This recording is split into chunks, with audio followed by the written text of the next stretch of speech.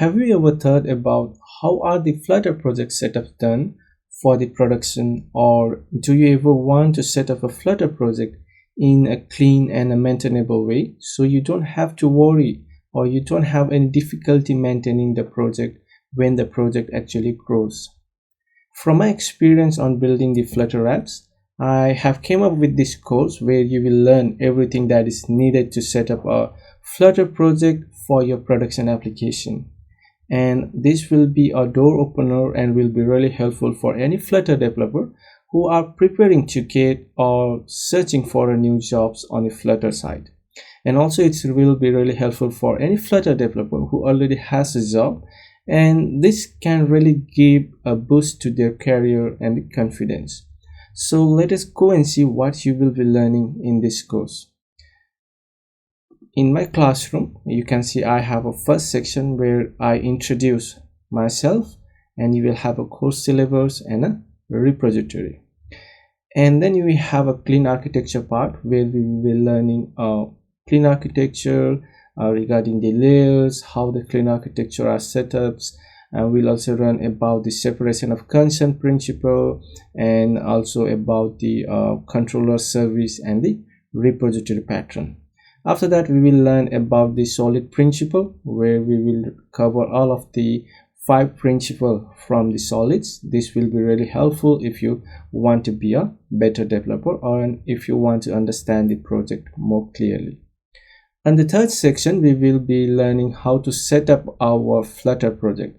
So here we will be learning about like setting up the Flutter project, creating your GitHub repositories, and like setting up your workflow strategy, and how to set up the version management, right, setting up the flavors in the Android and the iOS, and how the code signing is done on the iOS as well as on the Android, and also configuring a multiple environment for your development, QA, UAT, and the production.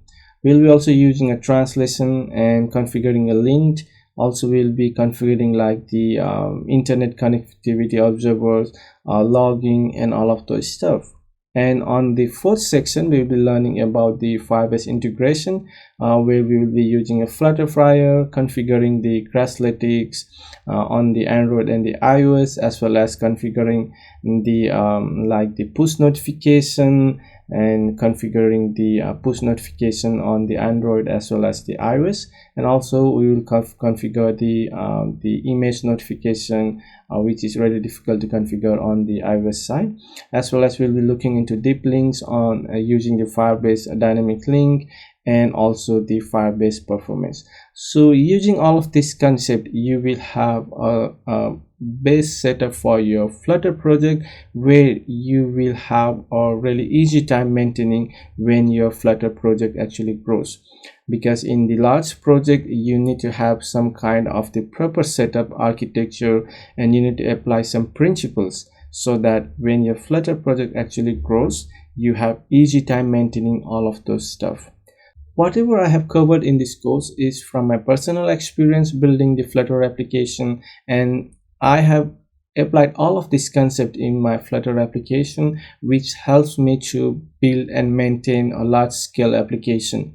So I hope you will join this course, and if you have any question, do contact me. I will provide my email address down in the link below, as well as the course link. So see you guys.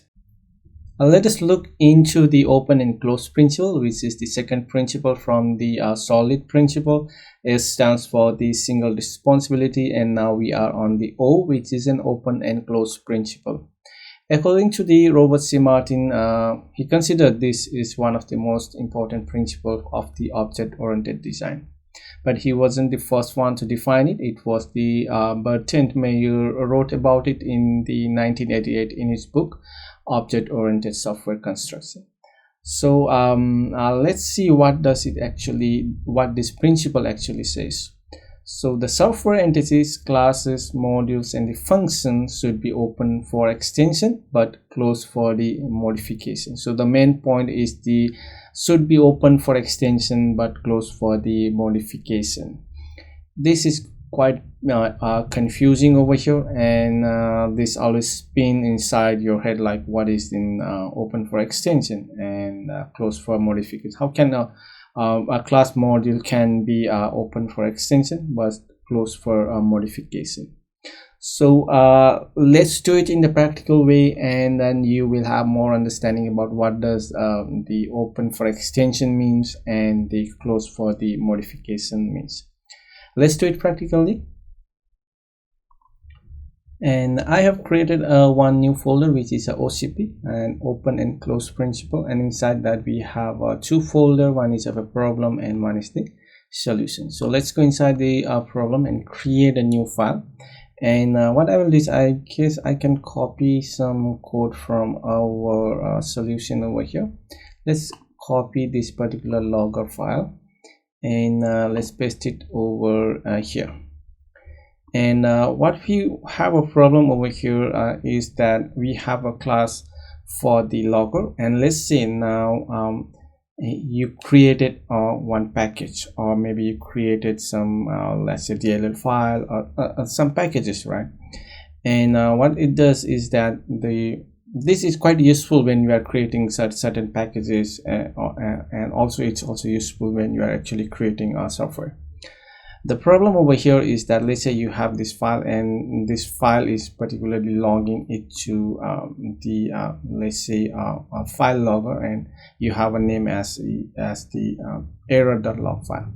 But what happens is that when you ship your packages, maybe they don't want this one, maybe they want to have a certain different name, maybe they want to customize it, and they want to do some different logic before they can write it to the files. So they may have a lot of other requirements. So if we package this one and ship it out, the person who is going to use our packages is not able to like do anything about it. But what we saw was that it should be open for extension and closed for the modification.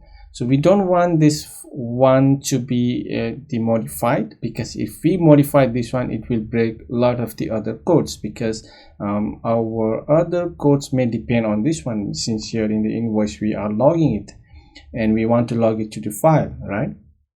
And that we will be searching for that particular file name. Maybe you want to do something about it. But now the problem is that if you ship out this class and another user want to use it, they don't have the option to use this one, and they are forced to use this. And so the main concept over here is that you don't want the user to modify this, but they should be able to extend from this class and modify the certain things they need. So what we can do is, in the solution, I will create a new file over here, and I will call it as let's say logger, something like the dot file, and I will create an abstract class over here and call it as a logger.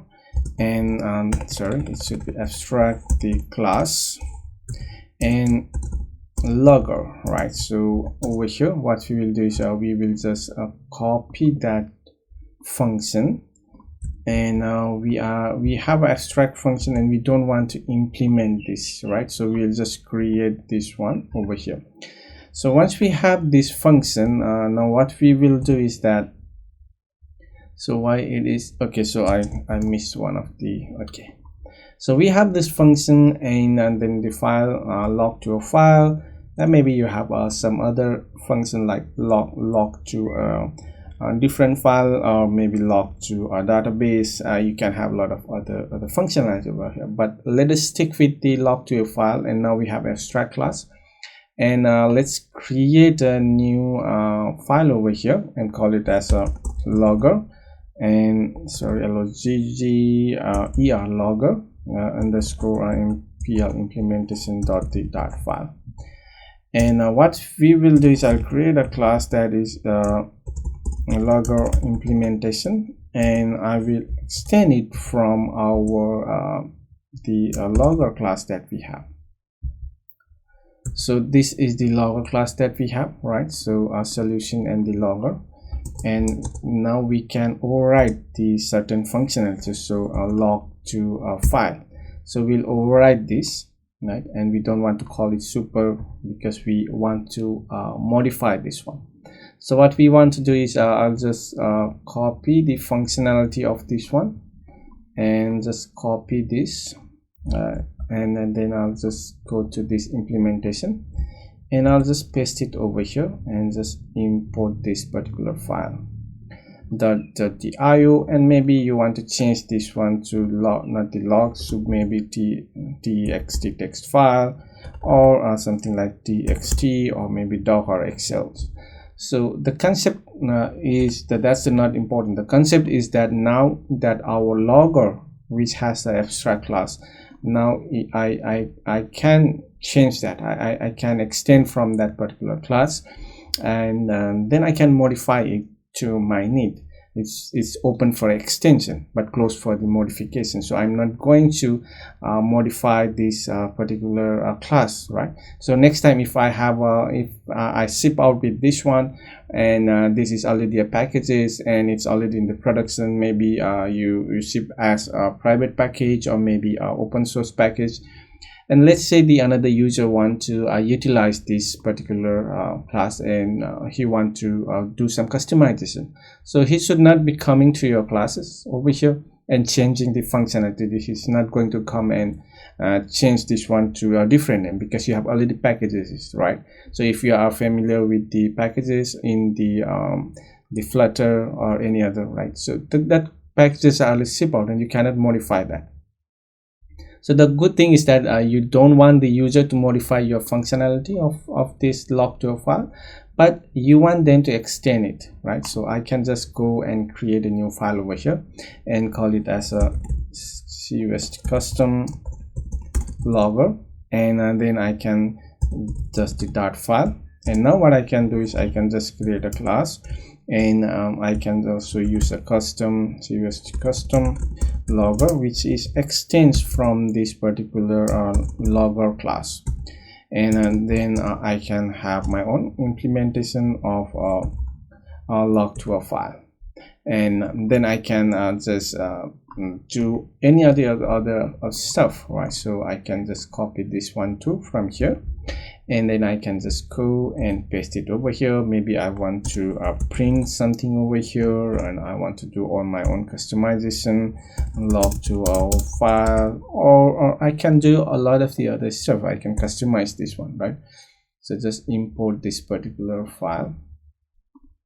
The concept about here is that once you ship out your file, you should not allow the user to modify that particular file, but instead they should be able to extend it and use it as if they can customize it, right? So this is one of the example for the file lover, and what we will do is we will have one more example for this one, because since this is a bit confusing, open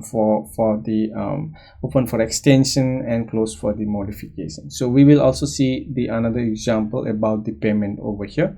So let us create a one more example of the payment. So in the problem, I'll create a new file and call it as a payment.file.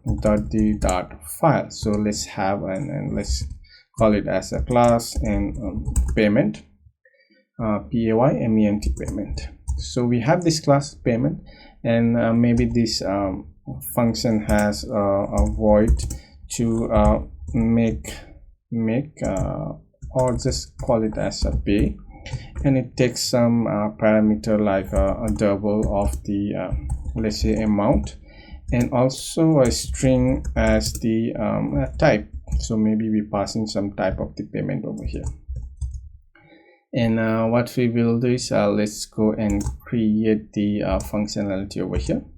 And okay, so I guess it should be under here.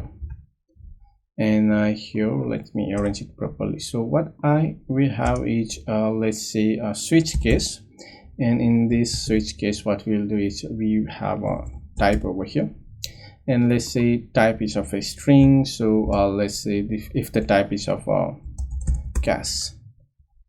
Okay, so what happened over here? I'm not sure. Let me clear this out, and it should be of a gas, right? So if you have a cache, and maybe you can just, currently we are not doing anything, just printing out, and let's say dollar amount paid in cash. So you have that. And now maybe you have another option, just to just copy this and paste it over here, and let's say another one is a cash and the credit. So let's say it's of the credit. What is happening over here? CREDIT, credit. So once you have this class, and okay, so it's still not typing over here, and let's create one more file over here and call it as the main over here. Sorry, it should be main.d, rename it main.d dot file over here, and let's say we have a main function. So a main function, and let's say a final of a payment, which is of equals to the payment class that we have. And I will just say a payment dot make what we have, a pay function, and then we'll pass in the amount of the 100 and then type it as cash. So now that's it, fine. So right, it is fine. It should be it should run without an error. So we get a paid in cash.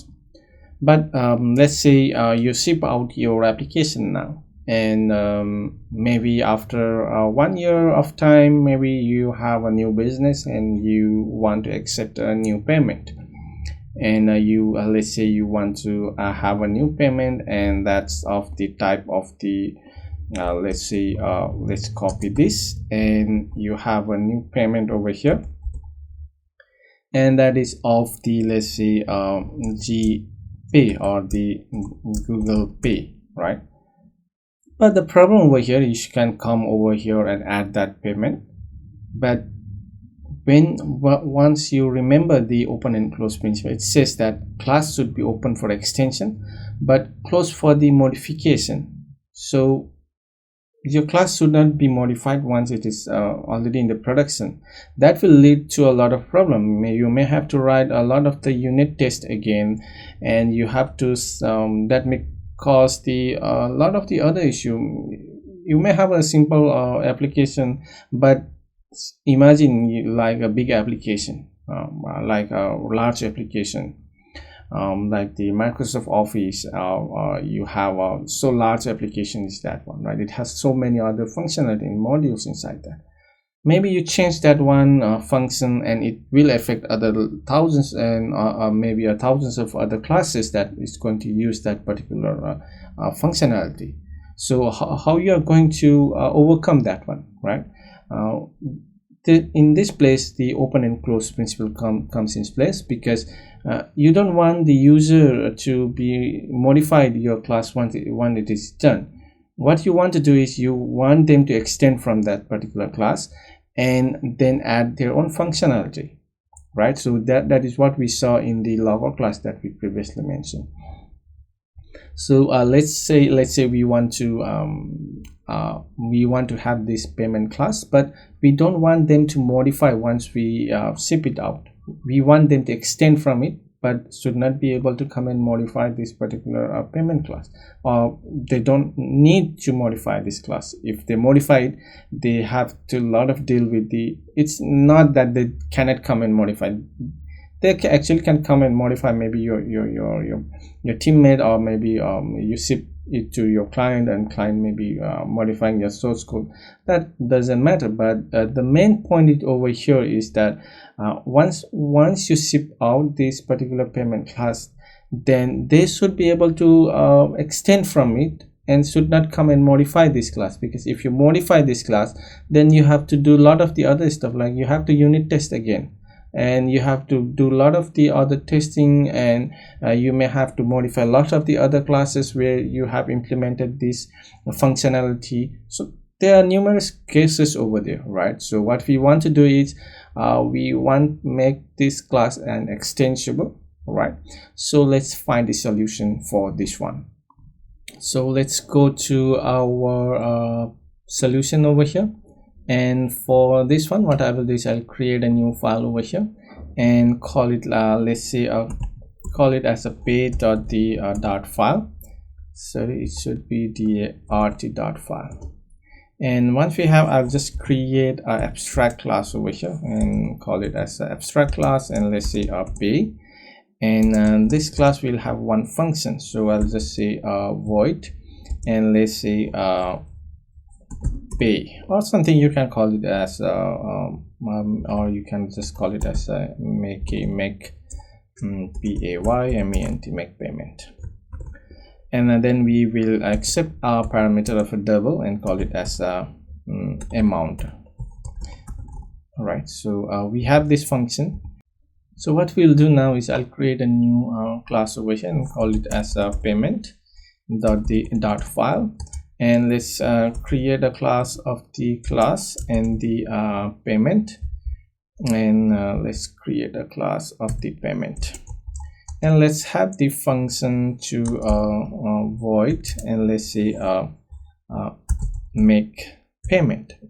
And once we have that, we will accept the let's say a double of the amount, and then we will also accept the let's say string of the type that we need.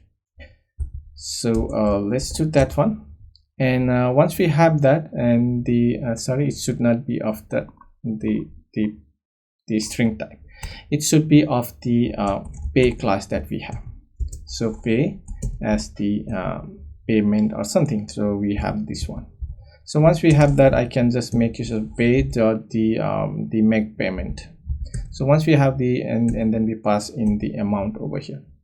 So what we did is we have a class which is a pay, which is an abstract class, and we have a payment class which has a function to make a payment, and then this class will accept the amount and the interface that we have created, or the abstract class that we have created. And then this is just going to make a payment and call that functionality from our pay class. So this pay class has a make payment functionality, so we are just calling that and passing the amount. So let's say now you have option to make a payment with let's say cash. So let's say cash.the file, and let's say a class, and the cash, you have a cash payment, and that implements from the pay class. So once we have we need to implement, because we have make use of implement keyword, which is the let me import that first and then implement all of the missing functionality. So now pay class is acting as the interface in the dot, and this is the beauty of the dot, because in the dot we don't have the interface, we have to make use of the abstract class, and when we use the implement keyword, it will act as an interface, so we need to override all of the functionality that it has. So when I have, and I can make a payment over here, right? So I will just when I have this class, I can make a payment over here. So how do I make a payment over here is that, let's say you can do anything with the amount that you're receiving. So for now, I'll just let's call it as a print, and I'll just say that payment made in cash, and then the amount that you are receiving. And now what I will do is I'll have a new function, new class, and call it as main.the.file, and let's have a main sorry, that should not be the one, main function. So final, I have a payment class which is of equals to the let's say what we have is a payment, right? So a payment,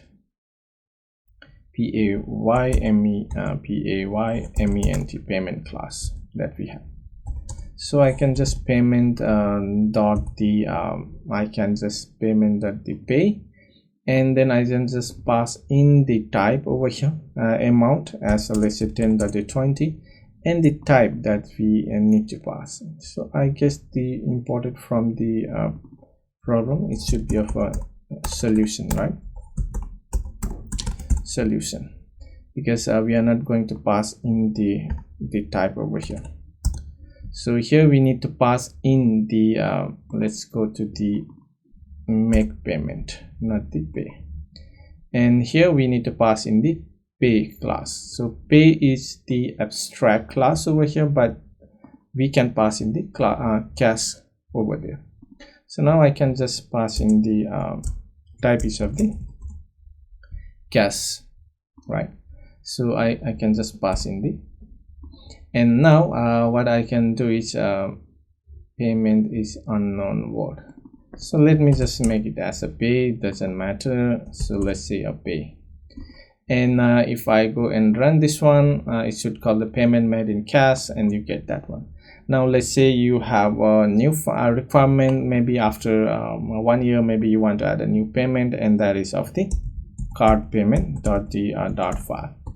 And now I say a class of the new class I created. The user will create a new class, and let's say he will make it as a card, and then it will implement from the pay class, right? And once we have that, let me import that particular pay class. Let me import it, and then once I have that, let me just import the missing one. So here I'll just print the functionality, and payment made with the card, right? And then I have the amount that we are getting in. So once we have this, and then I can now if I go to the main, now I can just pass. I don't need to have a cash. Maybe I can just pass in as a card over here, and then it will just work as a normal, right? So here you can see that the payment made with the card. So in this way, what we have now over here is the this particular payment class. We don't have to modify, right? So even if you ship out, like in this particular payment method, every time user need to come in over here, and then they have to add in, right? So this may cause a lot of issues. But now what we have found a solution is we have a payment class that just makes a payment, and it doesn't care how much amount you pass in and what kind of pay type you pass in, whether you pass in a card, cash, PayPal, Google Pay, or any of the type of the payment you pass in, will just accept it. You don't have to come into this particular class. So this way you are preventing your this particular payment class from modification, but it is open for the extension due to the interface that we have created. So with this interface, now any class that we have, we are able to use that particular it's open for the extension. We are extending from that particular pay class, and then we just make a payment over there, right? So we don't have to worry about all of those stuff. And this way we can add the GPay or the PayPal, and the user can just create their own class and just make use of the functionality that you have provided, so they don't have to come and modify all of your classes. So I hope you guys got some the idea over here. So how we can make use of the open and close principle in the real world application. So this is not actually a big application, it doesn't matter, but when you have a really big application, it actually matters a lot. So let's meet up in the next lecture, and let's try to learn about the new principle. Till then, have a great day.